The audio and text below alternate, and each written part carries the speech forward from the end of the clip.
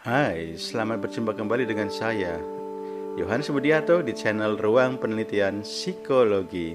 Kali ini kita akan membahas topik tentang Experimental Vignette Methodology atau EVM. Saya dari Fakultas Psikologi Universitas Tarumanagara. Jangan lupa subscribe, like, dan kalau dirasa penting, share buat teman-teman sekalian. Hai rekan peneliti psikologi semuanya, apa kabar? Pernah bingung tentang penelitian kalian terkait hal di bawah ini? Dilema dalam melakukan penelitian eksperimental yang menghasilkan tingkat kepercayaan yang tinggi mengenai validitas internal, tetapi ada ancaman terhadap validitas eksternal? Atau ini, melakukan penelitian non-eksperimental yang biasanya memaksimalkan validitas eksternal, tetapi kesimpulannya ambigu mengenai hubungan kausal? Video ini untuk Anda dan saya. Tujuan video ini adalah untuk membahas metodologi sketsa eksperimental atau EVM sebagai cara untuk mengatasi dilema yang disebutkan di atas.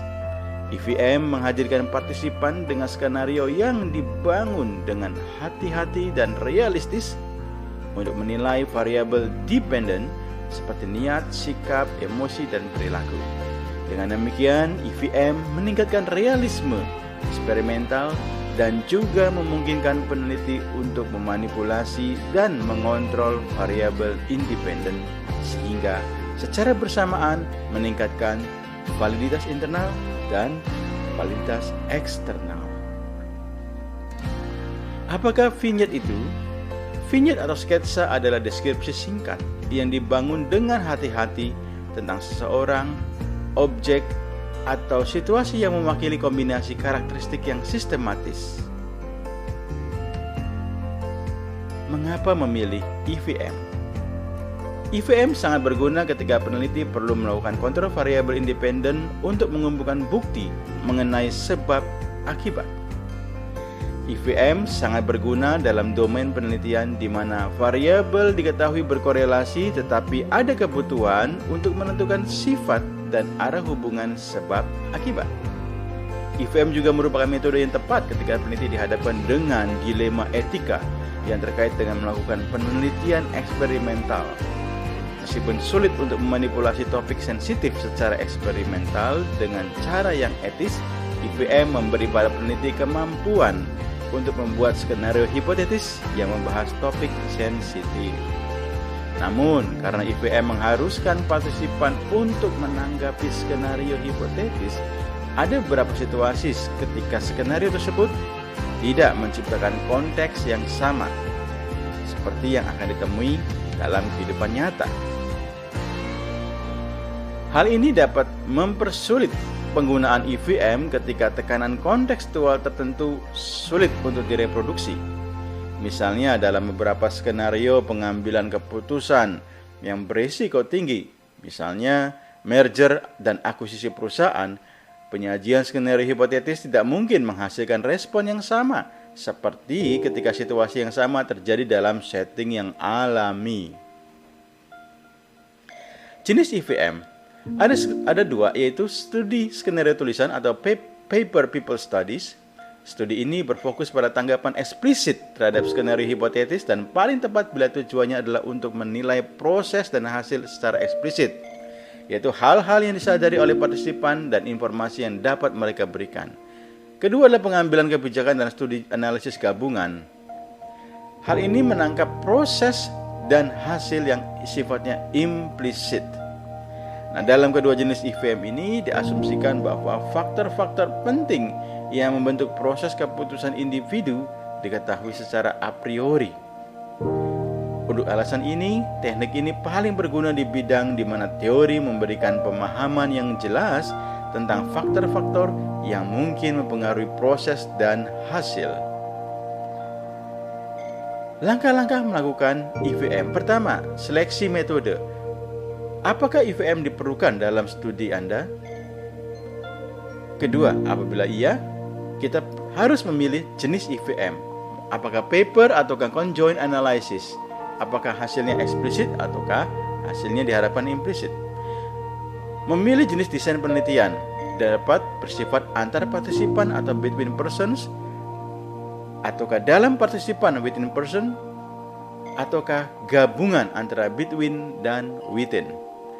Keempat adalah menentukan tingkat realisme. Apakah menggunakan video, suara, gambar, atau hanya tulisan saja.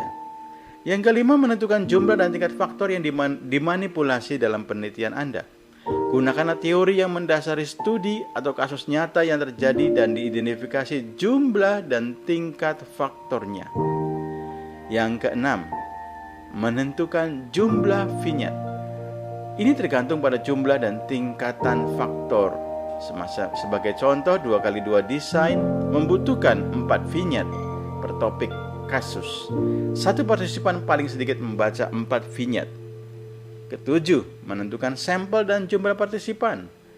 Masalah yang tidak terduga dengan prevalensi 5% akan diidentifikasi dengan jumlah sampel sebanyak 59 partisipan.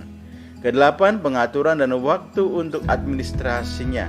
Apakah berpartisipasi tanpa jeda atau single session untuk mengurangi aspek historis atau maturitas, ataukah berada pada lingkungan mereka yang sifatnya non-laboratorium. Yang kesembilan adalah teknik analisis datanya, bisa ANOVA, ANCOVA, T-test, MANOVA, ataupun MANCOVA, tergantung tujuan penelitian dan desain penelitian Anda. Nah, ada contoh vignette untuk melihat pengaruh paparan publik terhadap malu vicarious seseorang. Rasa malu vicarious seseorang itu adalah rasa malu yang muncul karena perbuatan orang lain, bukan karena perbuatan dirinya sendiri. Nah, pertanyaan penelitiannya adalah sebagai berikut. Apakah paparan publik terhadap pelanggaran norma yang dilakukan seseorang menyebabkan malu vicarious pengamat yang berelasi dengan pelaku? Prosedurnya ada dua kelompok, eksperimen dan kontrol.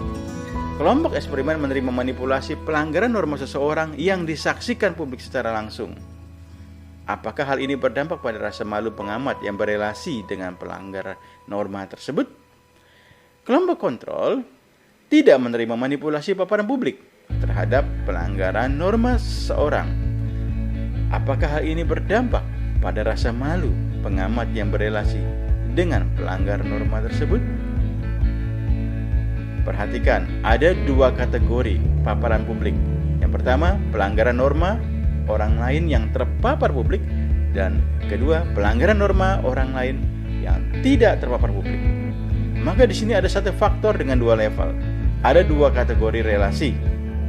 Relasi antara pengamat dan pelaku pelanggaran, dan tanpa relasi antara pengamat dan pelaku pelanggaran. Maka desainnya adalah 2x2. 4 vignette untuk satu partisipan pada desain within subjects. Untuk desain within subjects, satu partisipan membaca hanya 2 vignette. Kelompok eksperimen membaca vignette dengan paparan publik dan relasi pertemanan antara dirinya dan pelanggar norma.